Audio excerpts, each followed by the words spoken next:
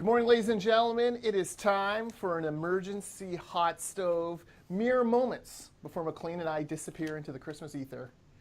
We are here because we want to break down the proportional representation debacle. The referendum results were in, and it was a landslide. I'm Jordan Bateman. I'm the VP of Communications and Marketing for the Independent Contractors and Businesses Association, joined as always by... Hi, I'm Maclean K, joining you from Orca World Headquarters, otherwise known as my dining room table. I'm the editor-in-chief of the Mighty Orca. Well, Mr. Editor-in-Chief, yesterday, less than 24 hours ago, you and I were like, you kind of said, close prop rep win. I said sort of close first past the post win. Turns out the people of British Columbia have spoken. They are sick and tired of talking about electoral reform and about these crazy systems.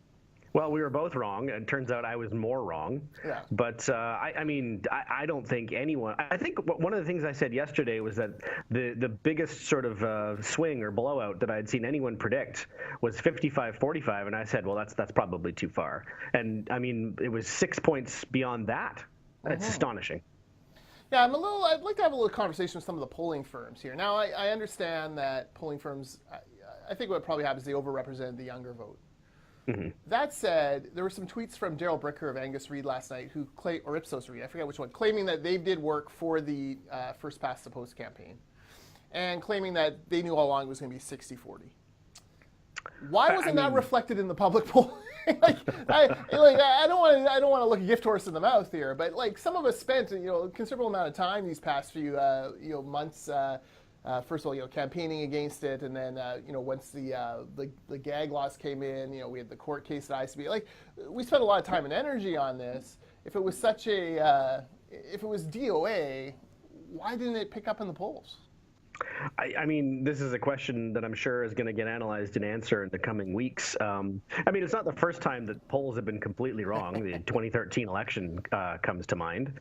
But even in there were people who kind of knew that the popular wisdom was wrong. This seemed to catch absolutely everyone off guard. The governing NDP were absolutely caught on their heels. The Greens had been quietly distancing themselves from PR for a couple weeks, so you had a feeling they knew something was up, but I don't think the BC Liberals anticipated anything like this. Yeah, breaking news. I think John Horgan's been spotted. He's the guy who's stranded on the end of the White Rock Pier, buffeted by the winds and the storms. No, just kidding. He's sipping pina coladas in Mexico, which not a great look, having to send Carol James out there. Probably the last person in caucus who wanted to have to defend this nonsense. Where was John Horgan yesterday, Mexico? Where was David Eby yesterday, our neutral arbiter? Well, I mean, yeah, it was they did something smart. If you can't have the premier, you send out somebody who's probably the next most respected, and in fact liked in the finance minister, Carol James. So I mean, that was a decent recovery on their part. But not having Horgan available was not a good look. And we wrote about this in the Orca this morning, that one of the problems with David Eby, though he has many fine qualities, he was never accepted as a neutral arbiter, not once. He is a partisan animal, and he makes no secret of hiding, or he makes no attempt to hide it, rather. Yeah, and even more than being partisan, he's a partisan activist, which yes. He goes even further. So look, I'm not going to pretend that I'm not here drinking the tears of our enemies on the prop rep side, my enemies at least.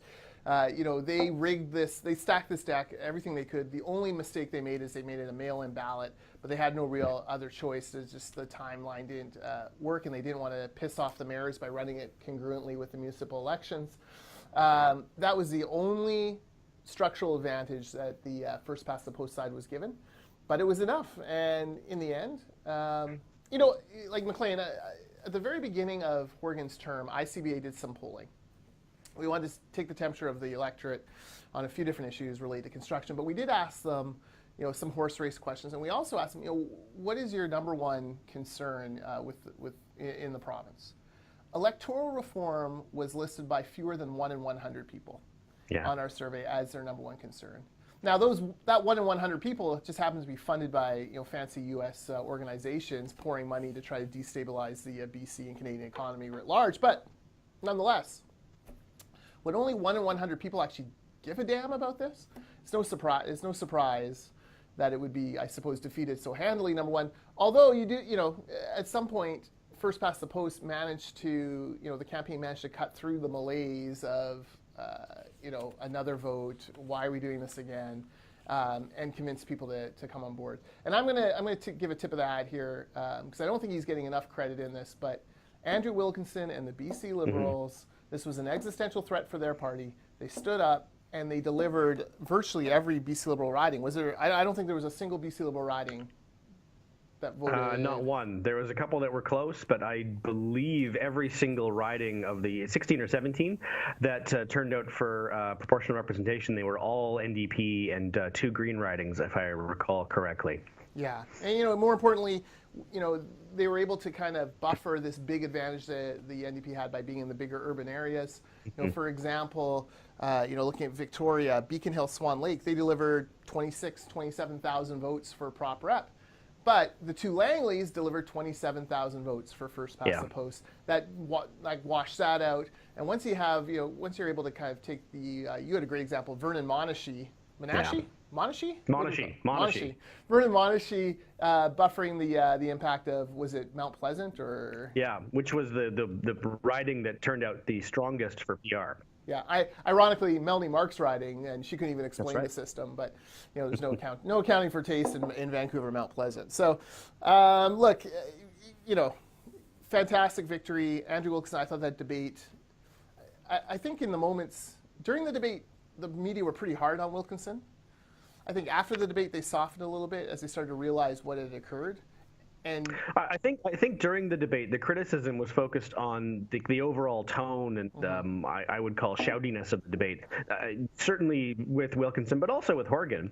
But I would argue that if anyone scored any points in that debate, it was right in the middle when Wilkinson was peppering the Premier with questions, basic fundamental questions about how many votes are people going to have. And Horgan seemed caught off guard, which is just shocking, to be honest. It is. And then he fell back into the, it's so woke, I'm so woke it's lit tripe, which I think, showed people that maybe he wasn't taking it terribly seriously. Like, old people don't like that kind of nonsense. You know what we old people say? We say, get on the trolley with first past the post. Well, not only did you have to explain what woke and lit were, but I think even of those people who understands what woke means, not all of them necessarily identify with being woke. Yes. Or think that it's something they want to be. And I'm not saying that being woke is bad, but I am saying that they seem to imply that woke meant cool, when in fact that's not what it means at all. No, for sure. So, kudos to them. Kudos, obviously, to Bill Thielman, to Suzanne Anton, to Bob Plekas, to Kent Verge, to the guys at Curve Communications. I know George Affleck's firm did a lot of the media buying and work for them. Lots of backseat driving, Monday morning quarterbacking on those guys throughout the campaign, but they were measured. They were smart. They, in the spring when anyone could do anything, they let people like ICBA and what's his name, the guy who bought the big, Jim Shepard, carry the ball. Those two groups, we managed to sort of cut into the lead that Prop Rep had. Maybe, who knows if the polling was right, but it seemed like it. Handed it over to the official campaigns in July. And they did a great job. The BC Liberals had their campaign, they had that one, and there's a couple others scattered through the province. So you got to give kudos. Bill Thielman knows how to defeat crazy electoral reform ideas. So I'm wondering how much of the polling beforehand sort of reflected questions like, don't you agree that we need a more fair electoral system? Yeah. Who's going to say no to that? And so, but the problem that this referendum had is it's, I think it was Vaughn Palmer who called it option paralysis, where, it was, I support PR because it's, better for fairness or women or anything that I've been told online. Salmon. And then you look at the 3 options given, and they're not just confusing, but there are a lot of details to be sorted out after the fact. And that initial burst of enthusiasm that some voters may have had kind of withered away. Yeah. No, I agree. Some of the numbers that stand out, and then we can talk about the political implications for some of these other parties. Only 990 votes for PR in Peace River South. I know Peace River South is a small riding, but that just entertained me. 85% support in that riding for first past the post. 86% in Peace River North. These northern ridings, look, we have no concept down here of just how huge these ridings already are. And the idea that they would end up being, morphed into something even larger, like you could have had one that was essentially the entire top half of the province. Like, this was a big concern for those folks, and that's why they wanted to see maps. And that's why the NDP didn't want to give them maps, right? Like, it's classic politics, right? Like, people understood. We should also talk on the process thing. How about, here's how you measure how successful the Liberal campaign was. More than 500,000 invalid votes on question 2. Yeah. That is something that I think not enough people are paying attention to right now, but you're absolutely right. That's they decided early on to make a strategic decision to encourage people, one and done. You would vote no, that you don't want any form of PR. You want to stick with first past the post, and you ignore the second question. The idea being that if first past the post somehow lost on the first question, you would undermine the legitimacy of PR in the second. Well, I mean, whatever you think of that strategy, it obviously struck a chord. Because a lot of people follow direction there. Yeah, 500,000. To give you some context here, nearly 50% of the votes on question 2 were invalid in Langley East. 50% in Langley. Like, pretty shocking numbers. It does show you. And that was very much an invention of the BC Liberal part of the campaign. And, if I'm Emile Scheffel and their campaign crew, and I'm looking at the numbers today, I'm looking at that and saying, those are our people, right? Those. Yeah. That's, and it's not just their people. That's the really astonishing thing, is with those numbers, they had to include some NDP and Green voters as well. I mean, that's you don't get numbers like 52% ineligible in Langley East, or even 82% stumping for first past the post, even in very safe BC Liberal ridings like the Two Peace Rivers, without at least some NDP and Green voters coming along for the ride. Yeah, no, I agree. I'm just doing a little bit of quick math here, and I think only 300,000 of the 850,000 people who voted for first past the post actually bothered with the second question. So it's impressive. Wow. That's impressive. Let's talk about the losers. Obviously for the electoral reform movement, third defeat in 13 years. They're not getting better at this; they're getting worse. My sense is that, you don't even need a sense. Carol James flat out said, and Andrew Weaver yesterday, enough is enough. Carol James said it's finished, period, end of story. Weaver kind of said, we're not going to bring it up anytime soon, don't panic. Oh, Maclean, I did not get into this political business for prop rep. I did not get into this business to have, seats in the legislature and influence on government. So I got into it because of climate change. Oh, boy. Well, there was a moment yesterday in his availability where Richard Zussman of Global, in his question, characterized the Green Party as a fringe party. Mr. Weaver did not care for that at all. And he didn't lose his temper, but he made it clear that was not on. And look, this is a tough loss for the Greens. I think every single credible projection of what BC would look like under PR had substantially more Green MLAs. Whether you think that's a good thing or a bad thing. So for them, they know that 3 strikes means you're out, and so this is just a tremendous missed opportunity for them. Yeah. I think it makes Nanaimo more interesting, too. I mean, yesterday I pitched you my theory on how I feel like the candidate for the Greens might be a bargaining chip in a new CASA. Yeah. I don't necessarily, as I was driving in today thinking about it, I'm not sure that's the case anymore. My sense is, for the sake of trying to keep Sonia Furstenau in the boat, and for the sake of trying to attract other Green candidates for this next election, an election in which they have to build on 3 seats. They cannot go backwards. And be credible. My sense is they have to put in a good showing in Nanaimo. I agree, and I think they also have to fight back against the perception that they're, the junior members of the NDP coalition. And if they hadn't run a candidate in this by-election, I think that would really cement that perception. To their credit, they have found a candidate with a fair bit of name recognition up there. So I mean, this has every chance of being a credible 3-way race. Yeah, no, exactly. And looking at Nanaimo voted, look at that, 55% for first past the post. Yeah. Which I'm sure has not escaped the notice of Tony Harris and his team there. Yes. Or the new mayor, Leonard Krogh. Long may your worship reign over Nanaimo. Okay, so let's talk about the NDP side. Now, some of these commentators are playing out, oh, it's not a big deal. Keith Baldry piece, yeah, it's not great, but no one will remember this. It's all fine and good. I would argue that, look, a lot of political capital was spent on this. A lot, these guys didn't just, turtle. They put their butts on the line. Horgan went in there and got his butt handed to him by Wilkinson in that debate. And, there was a lot on the line here. He made changes after the fact to try to save the thing. Eby certainly has, come down a peg or two within the party, or more. There's a political cost here. And you burned out a bunch of campaign workers who you sent around. Under the guise of, like, we're going to use this as a training opportunity. You don't need much training to knock a door and drop a leaflet. When parties say that, that's nonsense. But, you burned a lot of energy. Meanwhile, you gave the Liberals a big win in the dying days of 2018, which I think changes the entire narrative of BC politics in 2018. Well, I mean, you're certainly going to see a very different atmosphere in the House when we all come back in February. There's going to be a spring in the step of the opposition that would have been there on the governing side had they won the referendum. There's no doubt about that.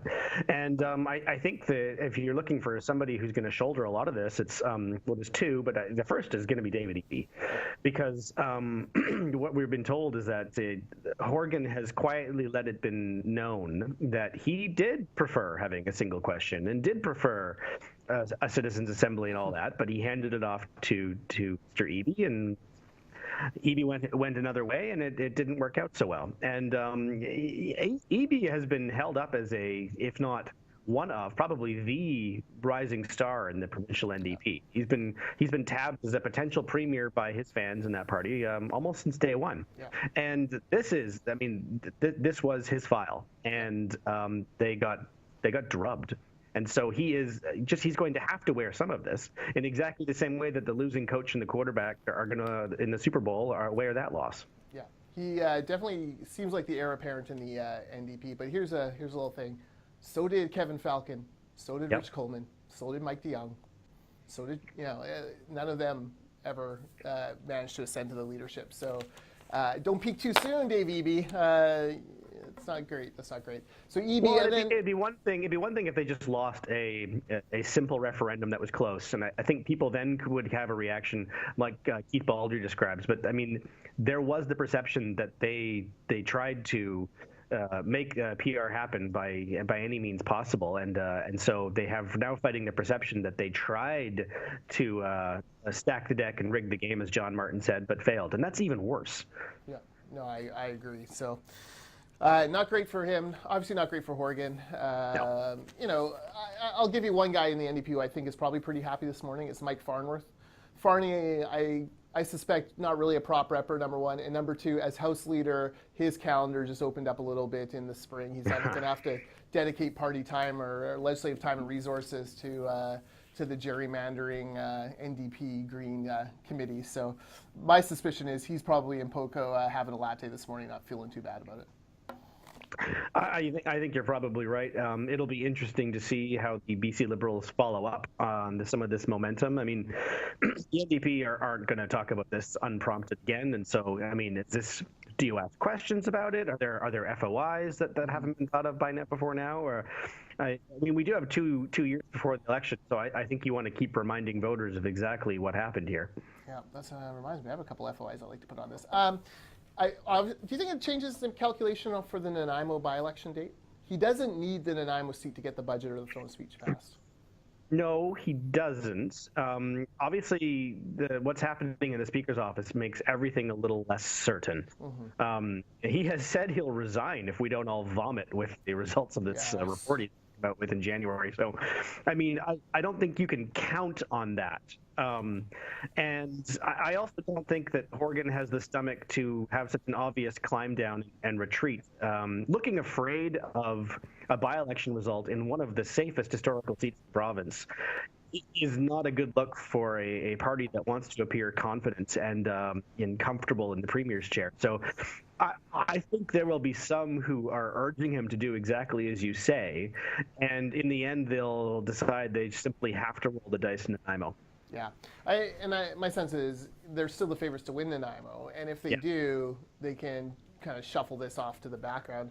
However, it could be the opposite where, if the Liberals can pick up 40%, 45%, 42 in there, and it's a close, late night counting on that thing, that may be, it's not as good as a win, but it may be enough to keep the momentum going.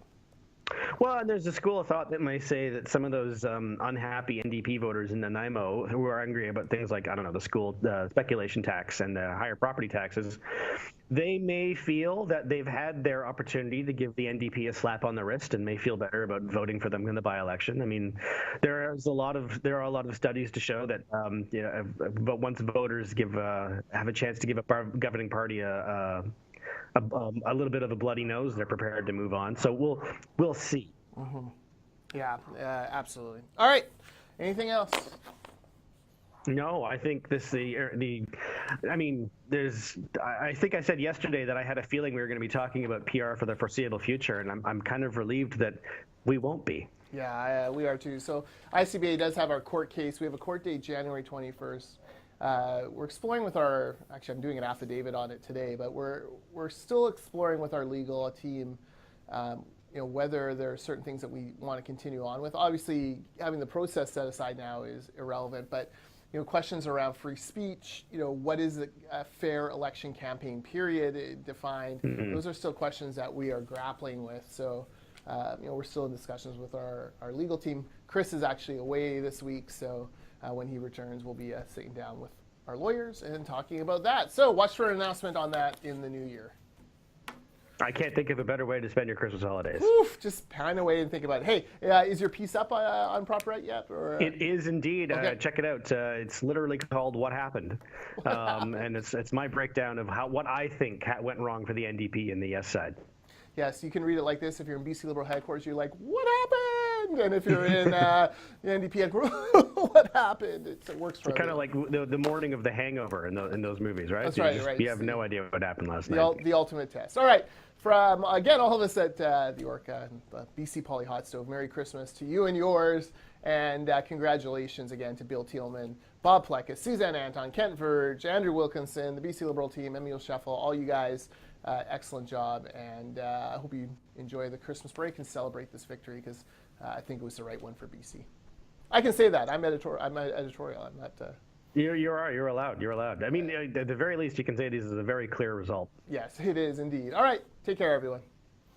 Merry Christmas.